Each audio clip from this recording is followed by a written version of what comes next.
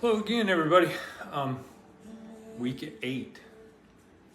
Week 8 of 20 weeks of training for me, which means 12 weeks left for all of us. Math works that way. It's a really exciting week for me personally. I had been kind of waiting for this moment to come along, and I'm pretty much back to where I would have equally been at week 8 of training for Umstead 100 that I did. I've been feeling great lately. The miles have been productive.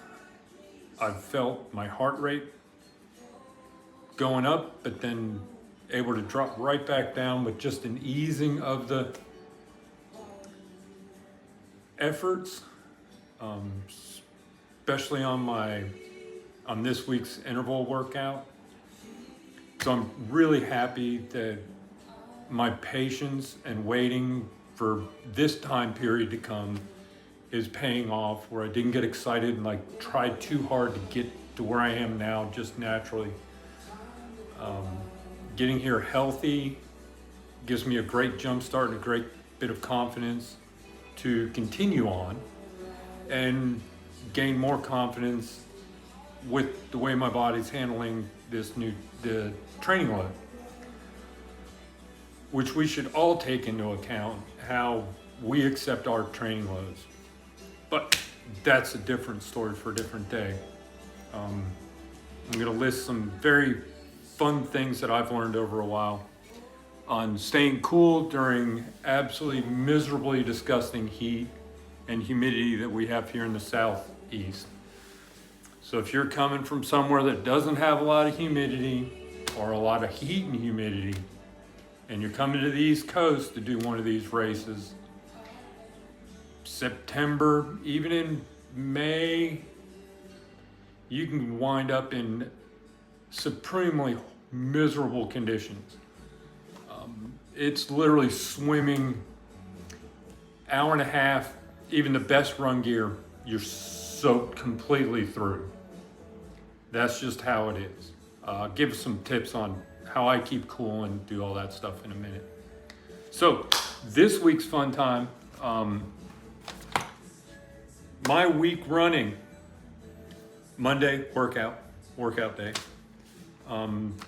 That was my last home workout. From now on, starting next week on Monday, I'm going to be working with a personal trainer, dear friend of ours, and using their expertise to continually build myself and get a little stronger, because I've ran out of the things that I can realistically do at home with the equipment that we've kind of hobbled together over the years. It adds a little bit, it just makes it a little bit better and easier. Something I haven't done before, so this will be new to me as well. So we'll get to learn how that's going with this. And further on, I did 3 800 15-minute warm-up, 3 800s, 15-minute cool down, done in 40, I think it was 42 minutes, 43 minutes, whatever it was. Quick, easy Tuesday morning work. Went straight from there, went into work, worked all day. Great effort. It was really fun to see. It's mostly flat. I have a little bit of uphill in both directions, but nothing that really counts much of anything.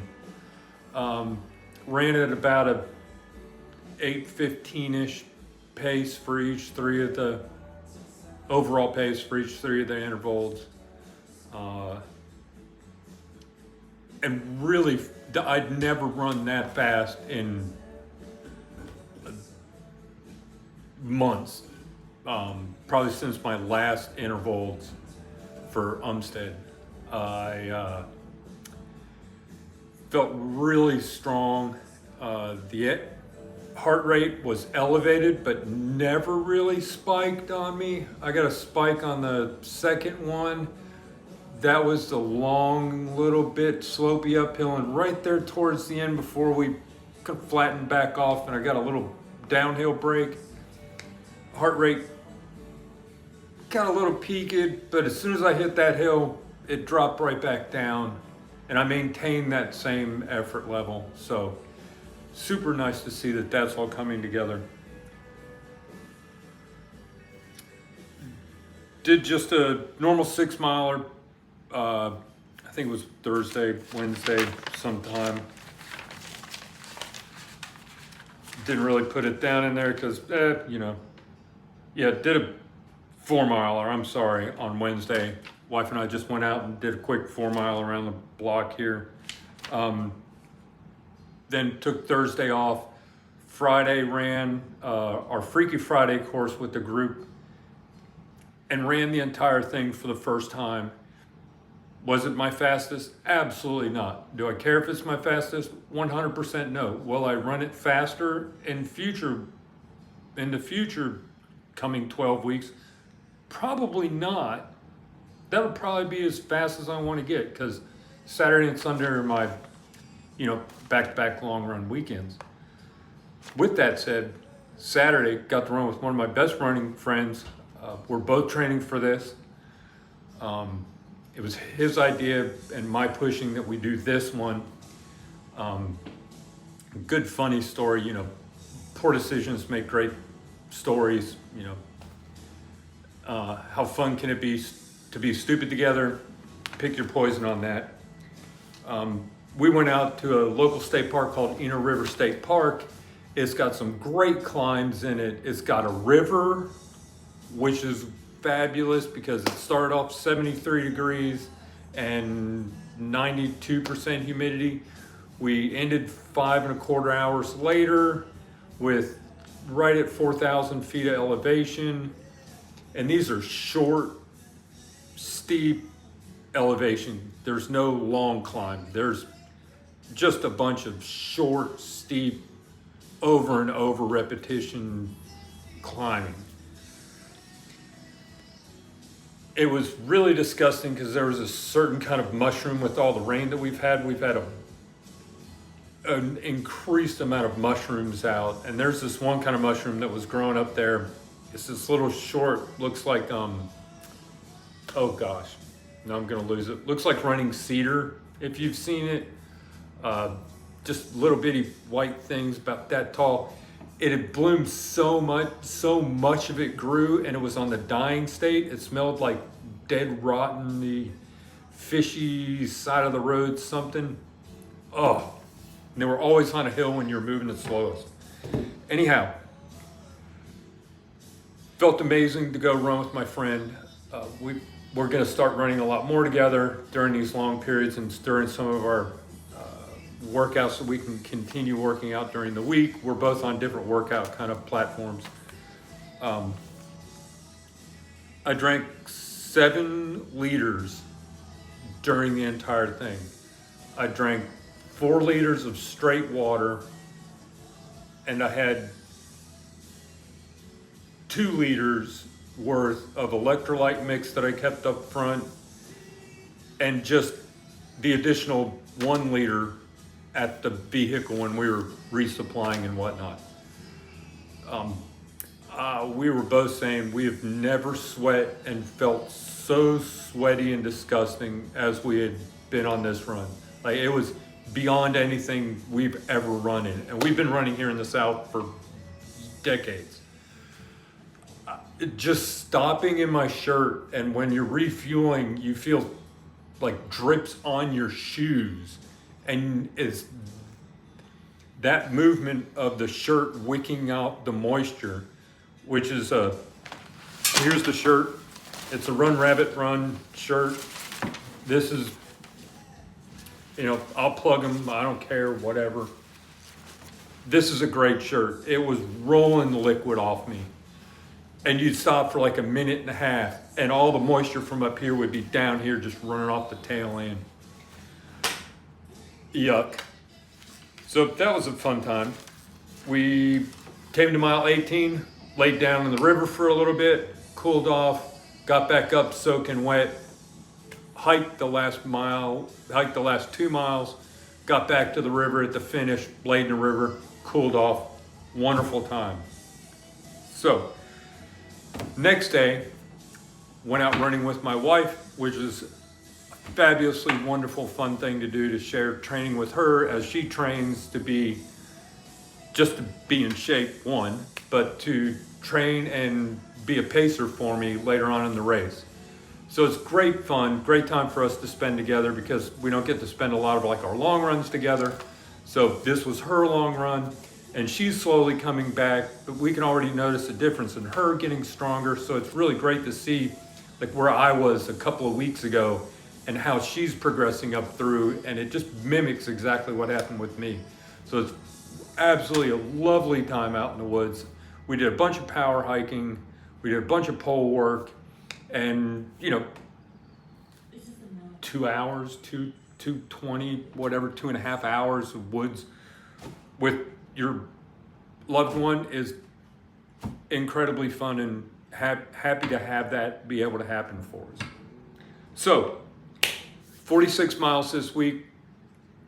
Looking forward to, I'm on a cutback week. I went and did yoga with my daughter this morning.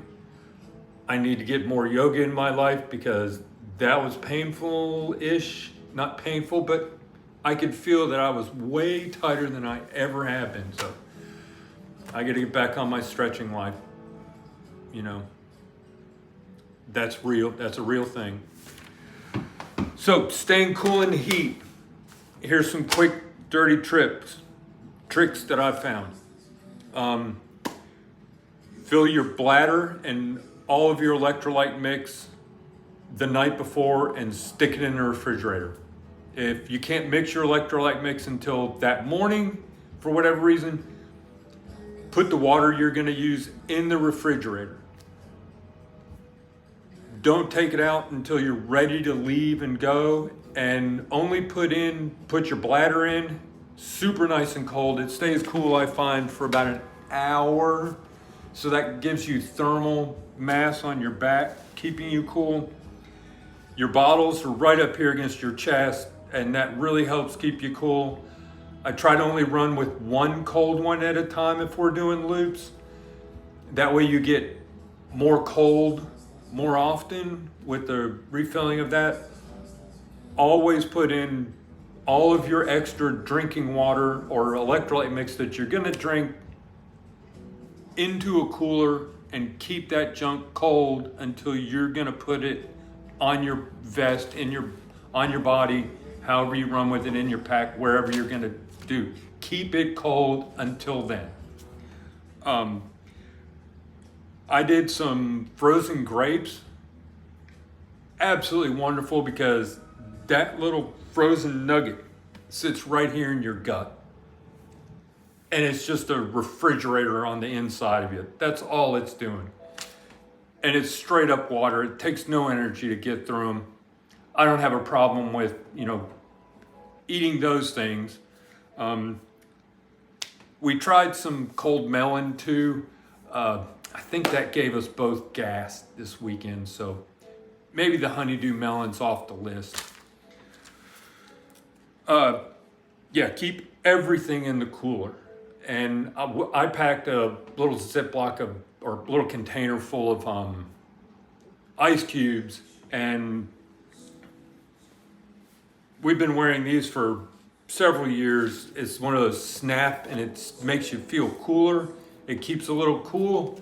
I wore this around my neck after hour 1, and what I do is I turn it inside out a little bit, make a pouch up in here, drop a bunch of ice cubes, roll that sucker back up in on itself, and pull it back over my head, and keep those ice cubes just right around there.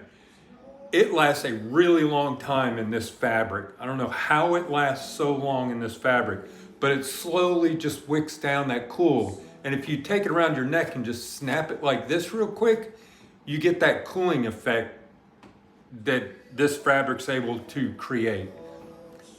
This one's by Mission. I'm sure that you can find others out there that do the same thing.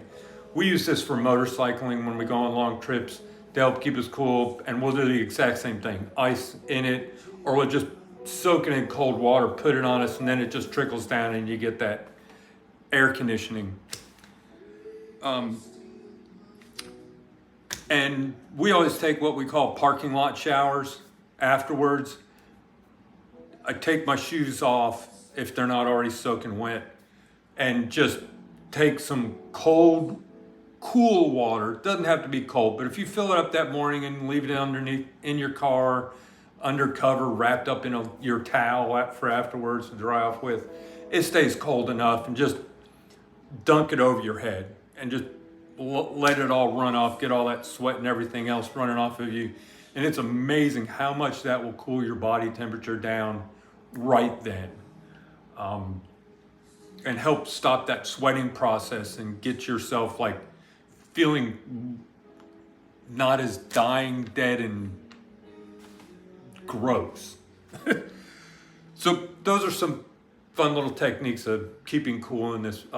Obviously, wearing a hat, keeping the hat, whatnot. My friend brought his hat, and we placed a little bag of ice up underneath his hat to keep his head cool and whatnot, which always works as well.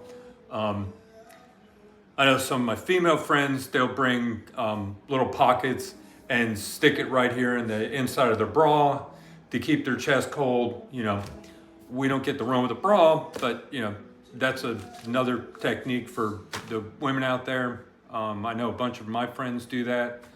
It keeps them nice and cool. So yeah, good for all of us for making it through week 8. Hopefully everybody's doing great. Everybody's feeling well. Be mindful of what you're doing. Be mindful of what you need to do. Like, I need to start doing my exercises and my stretches more. And let's keep positive and keep happy and stay safe out there so that we arrive at the finish line happy and healthy. So until next week, everybody enjoy. Bye.